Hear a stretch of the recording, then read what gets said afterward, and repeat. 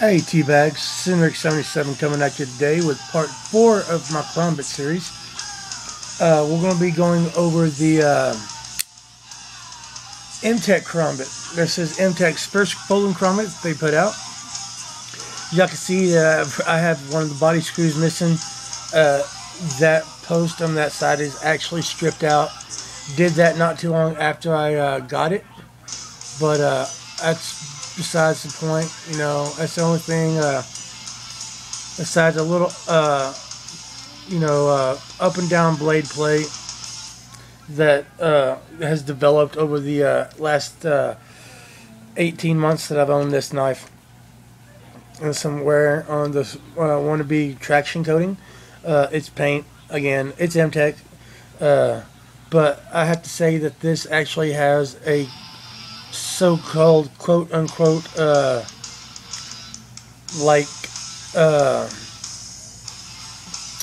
Teflon feel texture to the coating, which is cool. Let's get down to some specs.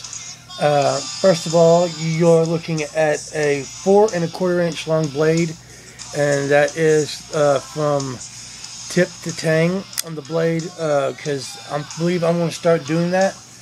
And when I talk about the length of the blade, I'm going to go from tip to tang on all folders from here on out. And on fixed blades, I'm actually going to go from the transition of the blade where blade meets handle and go that way. And this one has a 3 1/8 inch cutting edge on that 4 1/4 inch blade. The blade is right here at the heel of the blade, and right here is the widest point of the cutting edge of the blade, so to speak, at 1 3/8 inches wide. You have a 4 1/2 inch handle. Okay. This is G10. It is a cheap G10. As y'all can see, Combat Ready has actually quote-unquote used this same design for their fixed blade. I just wish they would have gotten rid of this fucking hump here on that model. That's the only thing I don't like about it. That's the only part that really gives me a hot spot, is that, and it's just right there in my middle finger too. Like I said, it has a little bit of quote-unquote up and down play.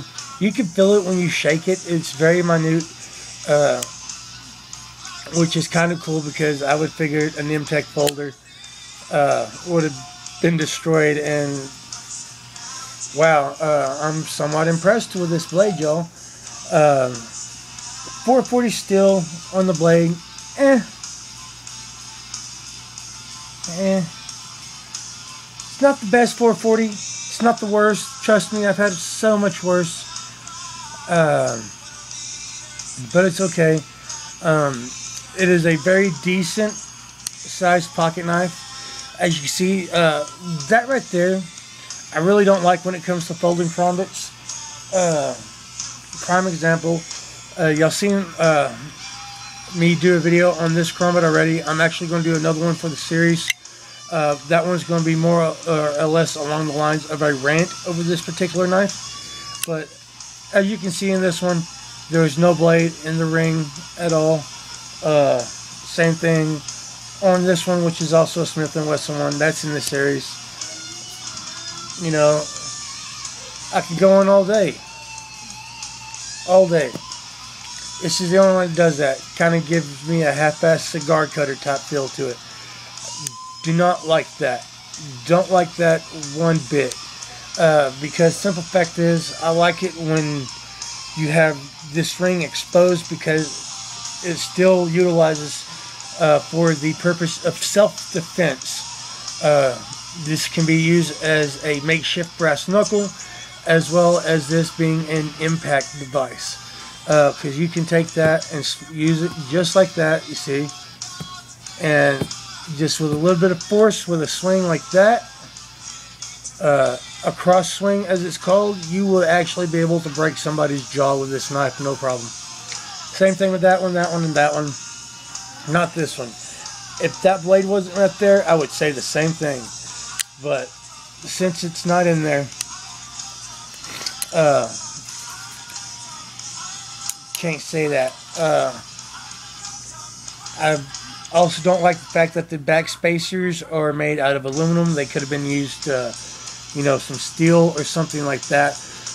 Just something to help those body screws, you know, have a little bit better bite. So that way I'm not sitting there losing screws and my knife being looking ugly and stuff. So that's just one of those things. It's got a little bit of girth to it. I'm going to give it in the neighborhood of about 6 ounces. And that's being generous.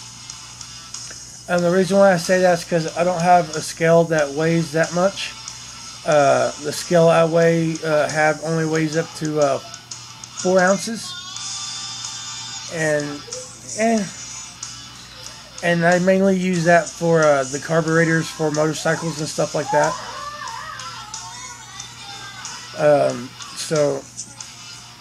But that's a different video altogether. The cool thing about this knife, y'all, it does have a pocket clip. It is G10.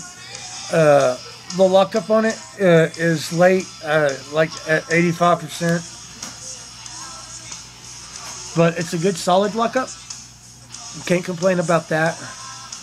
I have seen mods on this where they trimmed up the end of the blade and actually put a G10 insert right here and made a very nice folder out of that. I believe they took like almost a complete inch and an eighth off, like leaving it with like a 2-inch long blade, but it still looked very, very nice. Very reminiscent of the top scorpion tail Karambit that they put out. Tip wise, basic, same general idea as this tip, except further back, and it has a bit more of a swoop to it. I don't like the pivot screw, but cool thing is I do have this tool thanks to another MTech knife that the tool actually came with, which I thought was cool. Nice knife all around. About a $7-8 pocket knife, $15 tops in its heyday.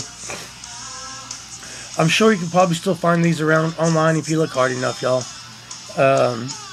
Overall, on a scale of 1 to 10 on a Karambit, I give this a 4. It's an excellent beginner's Karambit. Excellent beginner's Karambit for a full-size Karambit. So they can get the use and feel for one, and maybe eventually move up to a Fox or even a Smith & Wesson, because Smith & Wesson's Karambits are very nice. I've not had any problems out of their Karambits. And they are a lot better quality than the MTech. In my opinion, they do use better blade steel and better construction. So yeah, that's all I'm going to say about that until we get to those videos. Thank you very much for watching. I hope this has entertained as well as educated. Comment, subscribe, all that good jazz. Remember, keep those fingers in the troll. Thank you very much, and have a nice day, y'all. Bye.